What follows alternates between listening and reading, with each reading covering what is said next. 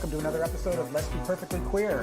We've got a very special guest on tonight's show. We're welcoming back to Rogers TV, the incredible Gerry Croteau. Man Time with Gerry. I think those are the only two, right? Was that the only iterations of the show? I think Man Time was the first, and then with Gerry. Yeah. When the producer said, we got to change the name. It's a little bit dated. Well, without either of those shows, this show would not exist. So I thank you for that. But that's not what we're here to talk about tonight. We're here to talk about Gerry's retirement. Yes, 20 years in the HIV sector. What began as the AIDS Committee of Simcoe County, now the Gilbert Centre for Social and Support Services. And you're leaving us March 15th, final day. Bye-bye. That's right. Yes, it is. It is. It's going to be a very emotional day, I'm sure. Only because, 20 years is not a long time, but in this sector, as you know, yes, being in this sector for many years as well, that the longevity of folks working in this sector for 20 years, or even 10 for that matter, has becoming less and less as people move. People move and change jobs. And for sure. Yeah, and it's not an easy sector to work in. I mean, not-for-profit is not, there's a reason why it's called not-for-profit, because we don't make a whole lot of money. And we have no way of making extra money except writing grants and hoping fundraisers are sure. a success, yeah. But part of the success, or the success of those who last 20 plus years, is because that's not why we do the work, right? And so I want to just begin by a little history. Tell us about the beginnings, the origins of the AIDS Committee of Simcoe County, and what got you into this work. Well, it was incorporated in 1995, in October of 1995, and they received funding, limited funding, from the AIDS Bureau, which is funded through the Government of Ontario. The initial annual from the AIDS Bureau was $58,000 a year. Wow. Yeah. So $58,000 a year in 2003 was not a lot of money. It's still not. But. It's still not. But in those days, to keep an agency going, and very limited money in terms of fundraising, because stigma and discriminatory behaviors, not just in Simcoe, Muskoka, but throughout Ontario and Canada, the world, it made it difficult to raise money outside of government grants in terms of getting people to come to the AIDS Walk, for example. Right. So give me an idea of what the AIDS Committee of Simcoe County looked like in that first year, staffing, programming-wise. What was the initial focus of opening up the AIDS Committee of Simcoe County? Ed Gilbert, or George Edward Gilbert, and his mother, who lived in Collingwood at the time. Ed was the first, and he was interviewed by another television station about why he started this. And he originally was he was originally living in Toronto. His mother got sick and needed his help, so he moved to Collingwood and was diagnosed with HIV at some point along that continuum of his moving around. And he came out publicly as the first gay man and the first HIV positive man in Simcoe.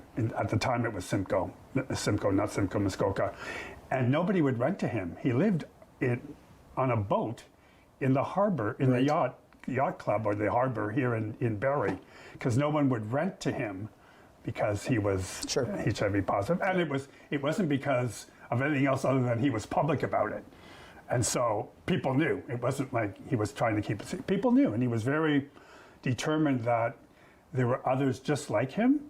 And a lot of people in those days, as you may recall back in the early days, people were being discriminated, couldn't buy food, couldn't rent apartments, because the stigma against HIV, what we know today, isn't what we knew 20 years ago, even 25 years ago. Eventually there was a woman, I don't know who it was, that rented them a space over their garage, a one room. And he and his mother decided to do, what they started out was a fund called the Jericho Fund, to help others like Ed, but Ed had his mother, to help others like Ed who had no money. because they lost employment, they lost their housing, they lost food. And so the impetus was, let's raise some dollars to help other folks. And that's how it started back in 1995. Wow. And there was a Dr. Gaspar on, I can't remember all the other board members, but there was a few community partners that came on side with them. And then they struggled for years. It wasn't until 98 maybe or 2000 where they started getting money from the AIDS Bureau. And how many employees, so you started in 2003. Yep. And how many employees were part of There was the AIDS two, committee? and then I had to let one go with it. So it was just you for It was just a me period of time. for almost 2 years, yeah. And 3 board members. So what sort of programming did that look like for you when you started as the executive director? When it was just you? Yeah, it was strictly HIV and AIDS. Okay. We didn't have all the 9 programs we have today at the Gilbert Centre did not exist. We had enough money, $58,000 a year. You can't go very far. I mean, $40,000 was my salary. Right. Left $18,000 for rent and incidentals and so forth and so on. We didn't have cell phones.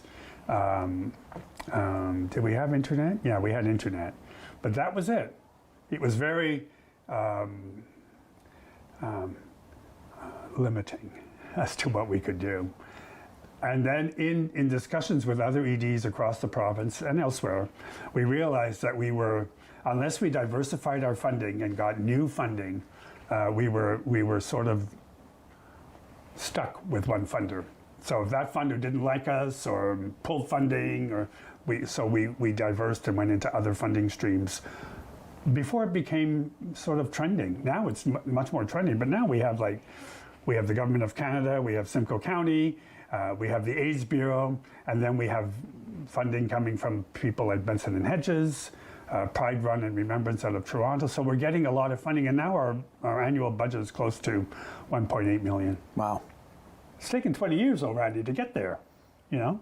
Yeah, that's impressive though. And I'm still curious about more of the history and the early days and what you did to draw clients in. I mean, especially in Simcoe, where sure you've got Ed Gilbert, who is public about his HIV status, but certainly in Simcoe and surrounding area, to be public about the fact you're living with HIV, even today, is a struggle for a lot of folks because of the stigma, and quite frankly, because of the very conservative nature of where we live. And I think there's definitely a correlation between stigma and conservative thinking. So, how did you get folks to come into, at the time, the AIDS Committee of Simcoe, to be able to even offer these services to folks? Yeah, well, we had some community partners like Dr. Howard Krieger, who was a HIV, not a specialist, but he was HIV intelligent, if you will. Right. He knew meds.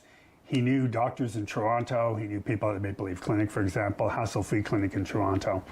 And so he was a draw because clients would go to him, and then he would send them to us.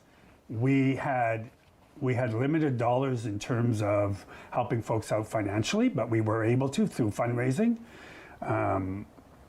Folks came in, and it took a while to build the sense that people knew they could come to us, and it was confidential. Right. And they weren't afraid. And where we were located within Barrie by the Bay was off any of the main corridors. So it made it, and coming into Barrie by the Bay, because of the amount of other community partners that are within this facility, I don't know how many there are, it was much more discreet. Like you could come in here for a lot of other different reasons. Sure. Other than, and the fact that our name was the AIDS Committee, people knew if you were coming to the AIDS Committee, and people just assumed you were gay and HIV positive. And back, Randy, 20 years ago, HIV and AIDS was really focused on gay guys. Yeah. Back then. There was no thought about maybe there's women that might be infected with HIV, maybe there's straight folks that are infected with HIV, which we know today there Children are. and youth. Yeah. Children and youth. Absolutely. Yeah. I mean, and that's still, I think, that's still the first thought that most folks who aren't familiar with HIV and AIDS, that's what their thought is, that gay guys. That's. And it was never the intention in the beginning to focus almost entirely on 2S LGBT.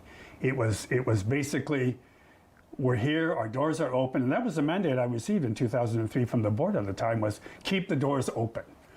Because as long as the doors were open, then funding would keep coming, for one thing, and we were able to build on that and build our reputation and build our credibility within Simcoe and now Simcoe Muskoka. So that's interesting when you talked earlier about folks coming in, and the original space that the AIDS committee was in was sort of off one of the corridors here at Barrie by the Bay where we're filming today. Yeah. So where we are today in 80 Bradford is where you've always worked in this line of work. I wasn't 100% sure whether we had another site and It was then always moved here. Wow, okay. Over almost 25, 26 years. Wow. Yeah, because I'm the maybe the third executive director that has been here over almost 30 years. And I think the board, I've had like 11 different board chairs over that period of time. Wow. Wow. Yeah. So give me an idea of the growth from when you started in 2003 to where we are today. You mentioned some of the different programs that we offer besides just HIV and AIDS focused, and sort of an idea of not only the growth of the center and its programming, but sort of the time frame around the name change from the AIDS committee to the Gilbert Centre, which I'm assuming was to give folks the idea that we are more than just HIV and AIDS, to reflect the programming changes, right? That's right. And, I don't want to be forgetful that this was not just me. There were many people that we have hired over the years that have been instrumental in helping us in terms of grant writing, in terms of bringing in different thinking or new thinking. Right. And, like I was 54 when I started, 53 actually. So I wasn't like, and I had no experience in the HIV/AIDS sector, but what I did have was I came out of working with seniors. And my pitch to the board when they were hiring for the position that I got was that I'm used to working with people who are disenfranchised, people who are stigmatized because of ageism, people who are, because they're old, some of the folks were stuck into seniors' residences, and family living even 20 minutes away or even 10 minutes away would visit their parents once a year. Yeah. And they were on life-saving medication, heart pills, water pills, cholesterol, what have you. So I had a sense of what it was like to work with a population that was heavily stigmatized because of ageism, and that was heavily medicated, and without their meds, they're dead, really. And in the beginning, in 2003, 2004 and onward, and even today, people who are HIV positive without meds, their lifespan is greatly reduced. So I had that going for me in the sense that I understood what it was like, to some extent, to be stigmatized.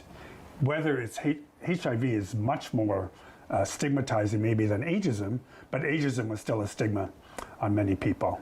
And that's how I got it. And maybe there's only 3 of us that applied anyway, And not everybody wanted to be working in this sector. Well, that was the thing too. Yeah, because then you, as someone who is negative, going to work for the AIDS committee, the assumption, I'm sure, in a lot of folks' eyes is, well, Gerry must be living with HIV then, right? Yeah. And why else would you take on a role like this? Yeah, and plus I was married to a woman and had kids and everything, so it came across as being, I was a straight guy running the organization, and it took me a while to start saying, well, maybe I'm not so straight. Maybe I'm a little, Well, and you know what? Straight folks, as you mentioned, can also be living with HIV and can absolutely empathize and manage an organization like this as well. But yeah, I get your point, and I'm a firm believer of, I have to say this, though. My wife at the time, we're separated now, but my wife at the time automatically assumed that I was comfortable because I must be bi or gay to work in an organization that caters to gay men. It was not LGBT or 2S LGBT, which is today. Yeah. And so within my own personal experience, I was stigmatized for coming to work at the AIDS Committee of Simcoe County. And plus to get board members, the same thing, right? Sure. A lot of board members, why are you on the board of the AIDS Committee? Like, are you gay or are you HIV? It was automatically gay, HIV positive if you were connected to the AIDS Committee of Simcoe County back then. It's changed a lot since. But even today, as you know, even today, there's still stigma, and there's still stigma trying to get, just a little. Yeah. So what prompted the name change to the Gilbert Centre? And I'm assuming that was also a nod to our founder, Ed Gilbert. Yeah. What it was trending within the sector because of the new medications that were out, and AIDS was not becoming that would destroy you. You could control it. You could live a very normal, healthy life being on meds. And as you know, you're a great supporter of U equals U, as am I, as is the Gilbert Centre, as is a lot of other folks. I mean, I kudos to Bruce Richmond, who is a friend of ours, who brought to light about U equals U, and that was a game changer. So that it was trending anyway. We had different names that came up, and it was a nightmare because we had to go through letters pat and we had to change everything. Right. But names came up like checkers. Don't be a pawn in someone's life. Why be a pawn when you can be a queen? You know, like that. Oh, jeez. You know, things like that. We had all these little catchy phrases, you know. Yeah. Check. Have you been checked? Mate, did you get checked for HIV? Oy. You know, things like that. I know, I'm glad we went with Gilbert's name. But we put it to a vote, and it was a nod to Ed Gilbert and a respect to his legacy and his family's legacy. Sure, well deserved. And also the fact that he was a beacon in a very stigmatized world, that he had the courage to put himself out there. Yeah.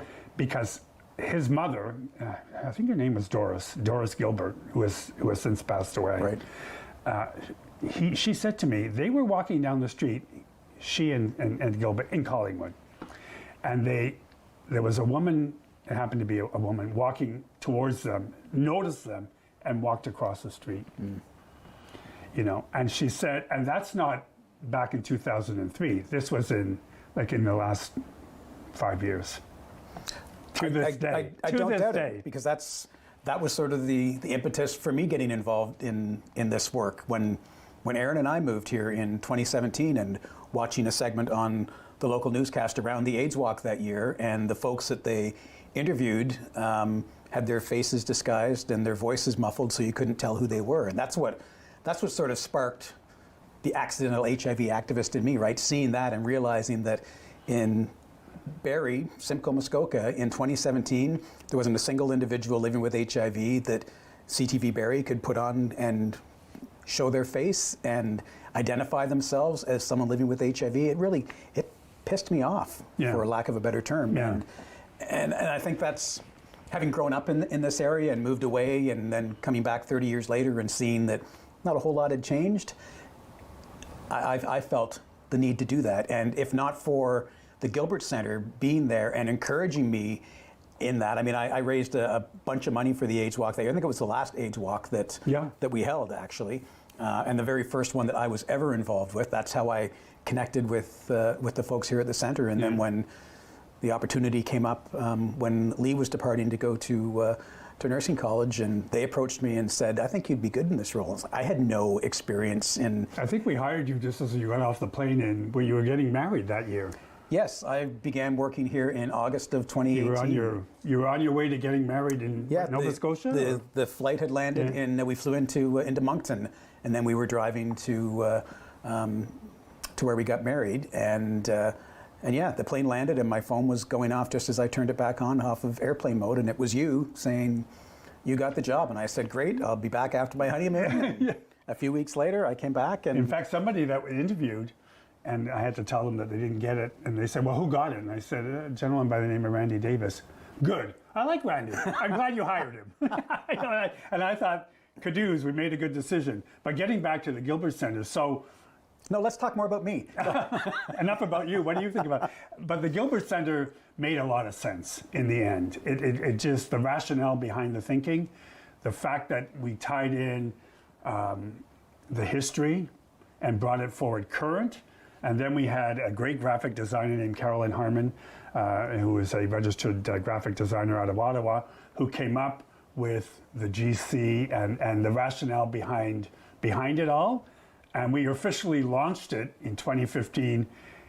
And of course, everybody said, well, it's a gay organization. Right. Well, most of the folks that we work with identify within the 2S LGBT community. Right. So it made sense, you know, and our trans programming has been extended beyond what it was, and we didn't even work with trans folks in 2003. I mean, we were limited to working because of money, funding streams. We were limited to working with HIV positive folks, but you know, it improved over the years. And now we have 9 programs. We have programs that in the beginning I never even envisioned. Sure.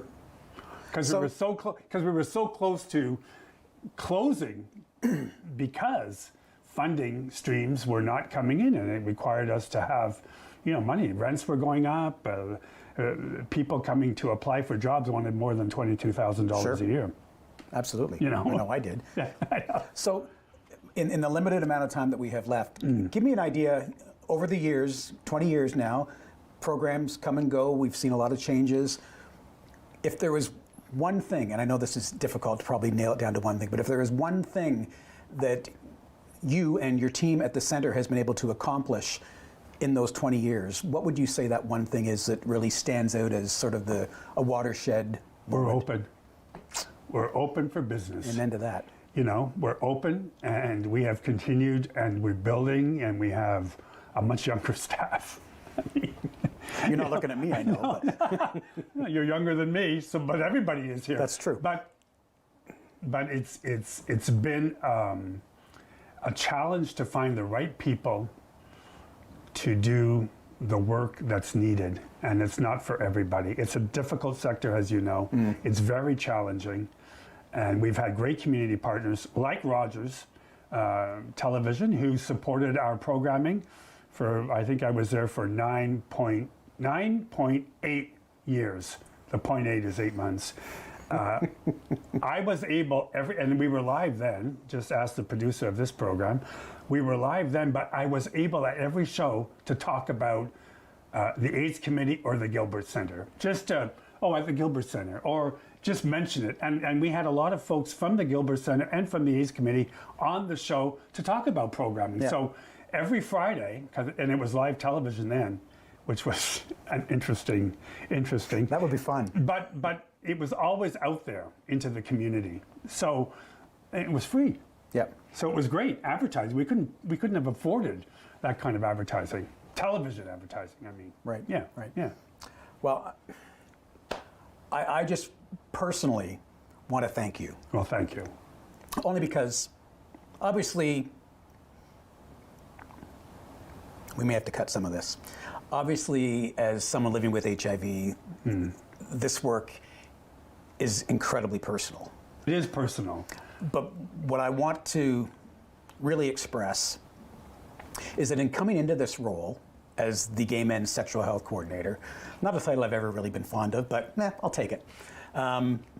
You have always allowed me to just get the work done without roadblocks. We haven't always agreed. Yeah. And I know there has been times I have just said, you know what, this is what I'm going to do, and I would do it. And oh, you mean like flying to Spain or San Diego? I would wait for you to slap my wrist after the fact. But it's that important to me, the work that we do here.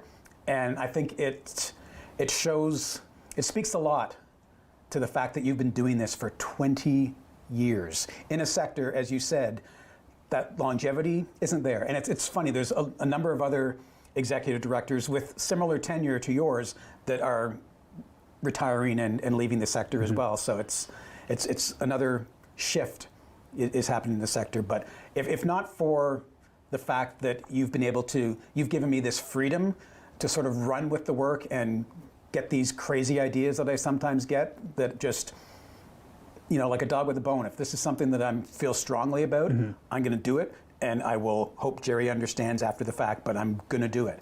And to have that sort of freedom is something that I've never had at any other position that I've held.